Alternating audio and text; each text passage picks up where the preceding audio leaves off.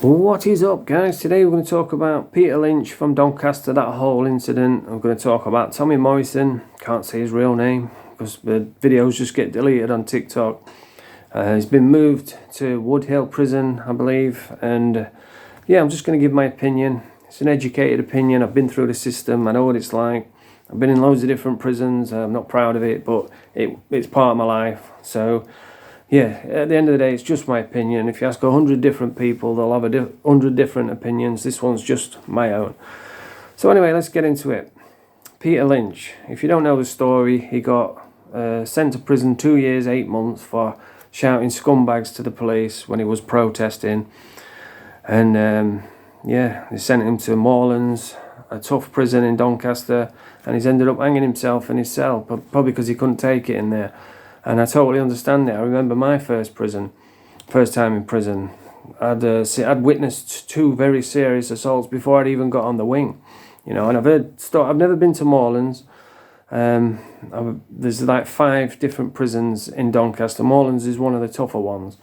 I remember hearing a story I remember one of the kids came on from Morlands, a kid called Miller, and he'd been raped by his cellmate. His cellmate has plied him with Valium and some sleeping tablets, and whilst he was passed out on the bed, he took his cheeks and raped him. So that's what Morland's like, you know. It's a tough jail.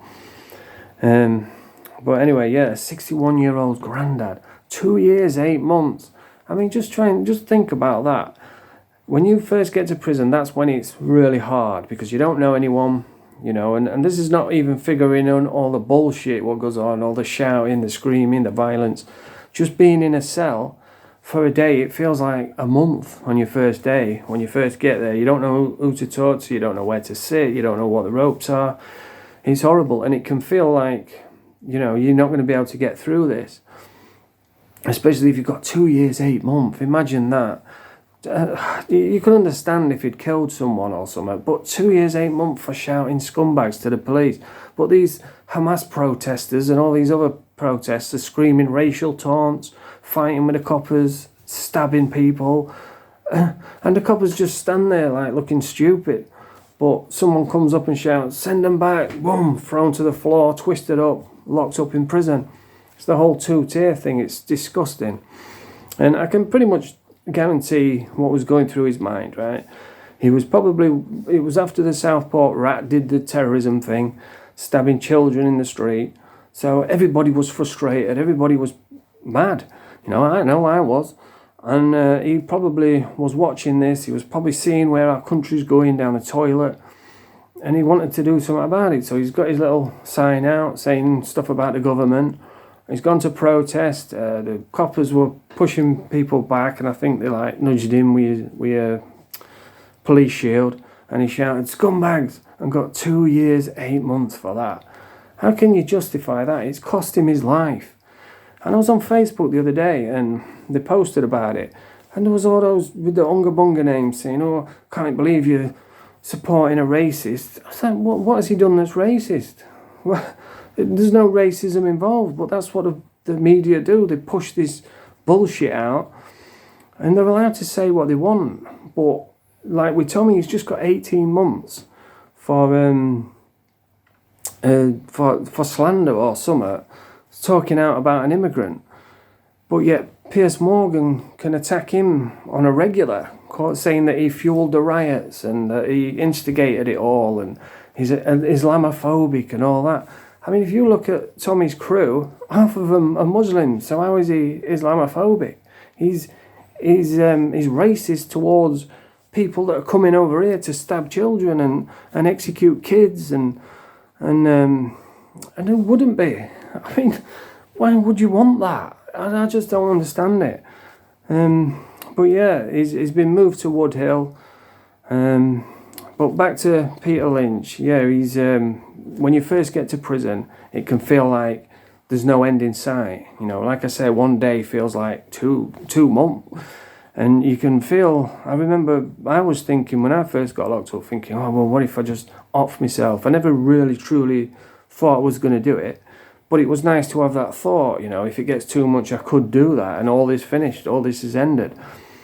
And that was just 8 months in prison. So I can't imagine 2 years, 2 years, 8 months. He's just for saying a few words. So he's probably didn't see an end in sight. And plus, all the crap what comes with prison, all the violence and all the bullshit on top of that, he probably felt overwhelmed. He probably thought, I can't see an end in sight here, and he's ended himself. And just think of all his family, what are left behind, and it's absolutely shocking. And I just feel like I've got to keep talking about it, because if nobody says so, if nobody does so, then it's just going to keep happening, and innocent people are just going to end up falling by the wayside. You look at this country now, and I don't recognise it. I went down a street the other day, and it was just all foreign shops, all foreigners. There's no English, and it just feels like we're getting overwhelmed. There's all glass in the streets, there's rubbish all over. I saw a video of this, I think it was a Romanian Jippo or something, and what they do is they pretend that they're homeless, and they put their hand out for money.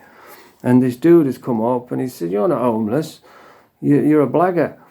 And she went, well, yeah, started spitting at him. I'm like, who wants to be around people like that? I'll tell you, it annoys me. But anyway, he's ended up killing himself. It's cost him his life, and it's just tragic. It's disgusting. It's horrible, and it winds me up. But Tommy Morrison has been moved to Wood Hill Prison. I know a lot of people are jumping on the conspiracy theories, it's all a setup. But, anyone who's done time will tell you that's a normal procedure. Once you go to your prison, once you've been sentenced, you go to prison, and then while they allocate where they're going to send you, nobody goes to that prison and stays there. Not usually anyway, it does happen, but you go to that prison, they'll find out where they're going to put you, and then they move you, and that's what they've done with Tommy. So that's a normal thing to do, but he is a high profile case. It's not a normal case, I suppose, but isn't it fascinating how this Southport stabber who's terrorising kids, stabbing him in the street, they can guarantee his safety, they can keep him a secret, they can spend millions looking after him. But the guy who's trying to stop all this bullshit, all these terrorists coming in and stabbing little kids, the guy who's trying to stop that, they can't guarantee his safety. How does that make any sense? Everybody knows where he is. They're saying, oh yeah, he's got a target on his back, he's probably going to get killed. Well, shouldn't it be the other way around? It's just, it feels like every day it just gets more and more ridiculous. And here we are again. I'm just lost for words again.